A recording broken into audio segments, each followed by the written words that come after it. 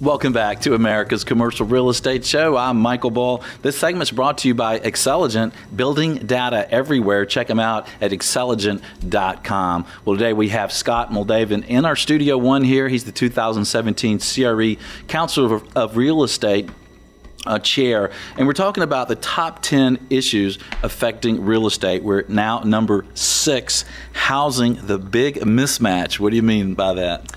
Well, what we have in housing is, if you look at all the fastest growing job centers, most of the fastest growing are many of them, whether in New York and Boston and San Francisco and Seattle, a lot of in Denver. These places, housing is so expensive and it's so hard to build housing that we're not getting enough housing built in a lot of the areas where the jobs are being created. Atlanta is a little bit different. Atlanta and some other areas in the South still have some affordable housing, but in many areas of the country, there's a mismatch there. We also have a mismatch in that we have a lot of the boomers wanting to sell their big homes and move in closer, move into the cities and get smaller.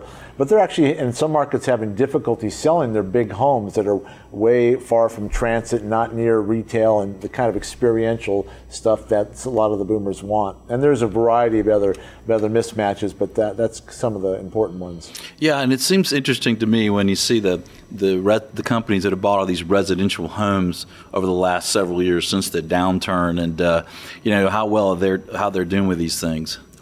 Yeah, that is interesting. They're actually doing, some of them had issues, but I mean, think about it. We had an economy in 2007, 2008, it looked like we're heading for the Depression or worse, and so you're picking up homes at not a lot. And we have had strong, consistent, if not strong growth since then. So I think most of them are doing relatively well. I think there's 4 or 5 metropolitan areas that aren't quite up to where they were prior to that, but they should probably do okay. Yeah, and what's changed in the psyche of Americans today? I mean, do we still want to own a home? It seems like you don't feel sorry for someone now when they say they rent an apartment. You almost feel envious. It's like, oh, you don't have to cut the grass tomorrow. Yeah, that is interesting. That's the big, $64,000 question in real estate is, are all the millennials going to move out into the suburbs and want to buy big homes near, and actually, I think when it comes to schools, wanting more space and more green, I think that the millennials do want to do that. They are changing, but that's something they're going to want. Yeah. Where they're going to want it is quite different. They're going to want it, they like being near transit. They like being near restaurants and more entertainment, experientially based things. And that tends to be in some of the more inner suburbs or a little bit closer. And so that's where some of this mismatch is. It's the far suburbs versus sort of the inner suburbs. And suburbs are fighting back and trying to make themselves more exciting. So I think people, especially young people, still want homes, and they're really hampered by loss of income, which is actually our next top 10 issue. Yeah, so let's talk about number 7, lost decades of the middle class.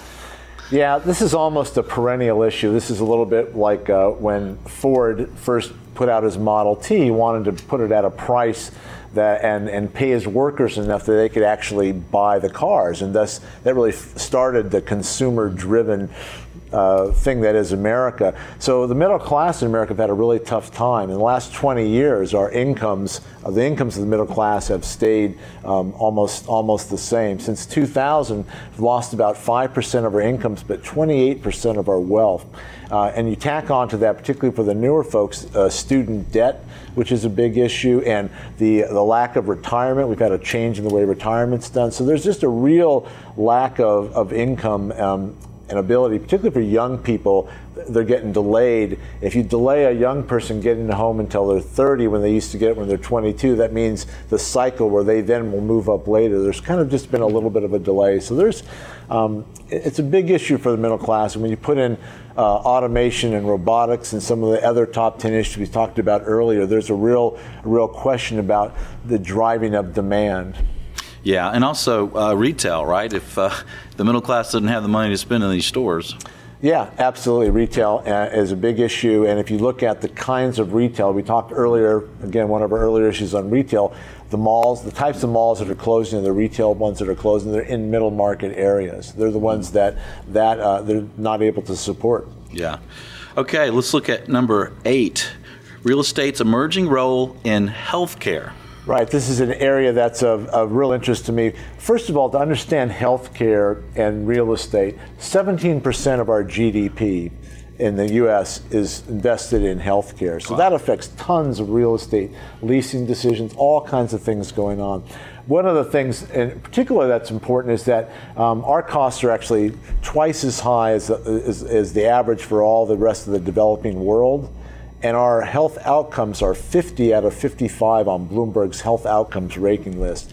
And the point about this is we have these cost issues and pressures. And in order to deal with that, we now have all this new technology, mobile and technology. We're taking surgery clinics and putting them out in retail malls and urgent care, trying to reduce the cost of costly hospital stays. So all kinds of stuff happening in healthcare real estate. The other really key issue is that we now recognize that buildings themselves can be huge contributors to health. And things like the Well Building Standard, a new standard that actually allows you to measure and verify the health in a building. It just exploded in the occupant market. So lots of stuff happening in healthcare. Yeah, we're going to do a show about that. I think that's fascinating when you think about wellness and you think about the built environment that we're all in most of our waking hours. So we'll stay tuned for that one. Number 9, immigration. So immigration, I wanted to get, as a top 10 issue, I wanted to get past the polarizing because people have different perspectives on this and just talk about what it could mean for real estate. Because immigrants are a huge part of our workforce, right? Even illegal immigrants, there's 11 million of them. And so construction industry, agriculture, there's a lot of different industries that are reliant upon this. And in areas like in Texas and California, the immigrant and illegal and regular immigrant population has been really important into household formation and in the growth of in the rental market. So it's not even looking at the politics of what you think should happen. There are some real important real estate implications for us getting a comprehensive policy that deals with things in a way that, again, provides more certainty. We're in a period of uncertainty, which is bad for real estate. Yeah, and that impacts some of the other things that you talked about earlier. Jobs for one, healthcare cost for another, right? I mean, yeah, it has implications across all those areas. Yeah, and we may need some immigration to take care of the infrastructure. Yeah, or take care of our old people. Yeah, that's true. Or us. Us, that's right. Easy, I'm right here. Number 10, climate change. All right, climate change, again, not a new issue, but there was a study in January of 2017 by the National Oceanic and Atmospheric Administration, NOAA, that was a very big and strong study that actually resulted in a doubling of the sea rise estimates by 2100 from 2 to 4 feet to 4 to 8 feet. And that just really caught my attention because but the more important part about it is that the information that is available on sea rise and its implications has just exploded. You have, after Katrina and Sandy, particularly in New York, every major city that's on anywhere near a coast, and many that aren't near a coast, have these climate resiliency plans. And now, as a real estate person, I can go in and, for example, I just went on a website recently, looked at Boston's climate plan. They identify every neighborhood in the city, what sea rise at different levels of probability, how it's going to affect it, what infrastructure is going to be affected. And as a real estate person, that's really important. You really want to get interested, look at surgingseas.com. You go onto the website, it takes about 3 minutes, put in your zip code. I did it for me, I live on an estuary, and it tells me every 5 or 10 years where the sea's going to rise, how it's going to affect infrastructure.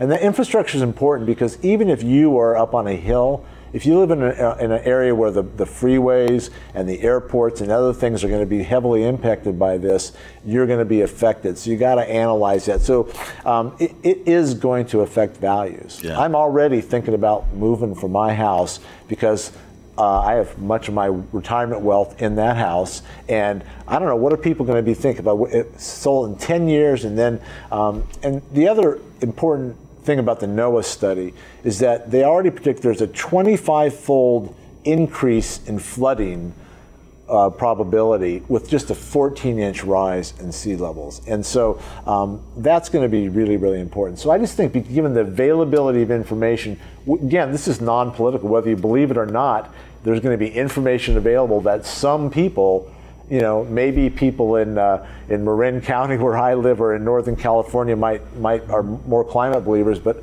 you know, it's a big issue in Miami. It's a big issue in Florida. It's going to be a big issue. Yeah, that's a very good point. And all these top 10 issues make a lot of sense. And we're going to have a link to the report at our show website at commercialrealestateshow.com. Scott, thanks for joining us here in Studio One and sharing this with us. My pleasure. It's been fun. And while you're there to look at the report, check out CRE Counselors. It's an amazing group of people that are commercial real estate counselors. Guess, you know, what else, right? And thanks for joining us on the radio stations, on iTunes, on YouTube, however you're watching or listening. We appreciate hearing from you, connecting with you, commenting, and please do connect with us. And until next week, be sure that you always lead, learn, and laugh, and join us for America's Commercial Real Estate Show.